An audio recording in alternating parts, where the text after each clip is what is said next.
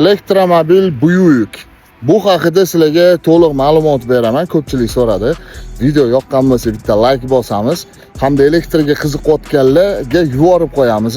Kommentariyada o'z fikrimizni qoldiramiz. Podpiskasi ko'rayotganlar podpisatsiya tugmasini bosib qo'yamiz. Qani ketdi. Dizayn chiroyli ishlangan. Xullas, juda ham chiroyli mashina. Salonlari keng. Oq ukalar hop 3 ta rejim bor: sport rejim, oddiy rejim hamda однопедальный rejim. Va rusifikatsiya qilinmagan YouTube yo'q, boshqa narsa yo'q, faqat Bluetooth orqali muzika eshitilinadi, programma qilib berishyapti yoki monitor almashtirib berishyapti. Salon juda ham chiroyli ishlangan, polni koja salon.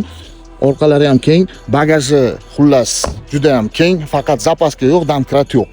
Panorama oynalar bilan juda ham ehtiyot bo'lgan holatda balon almashtiriladi.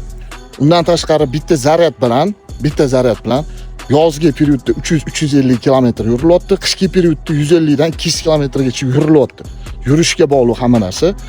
Oq ukalar juda ham chiroyli ishlangan, juda ham ixcham ishlangan. Y2 bilan solishtiradigan bo'lsa, hop Y2 dan ancha chaqarroq, ya'ni BYD Y2 dan. Saloni juda ham keng, lekin Y2 ning funksiyalari juda ko'p.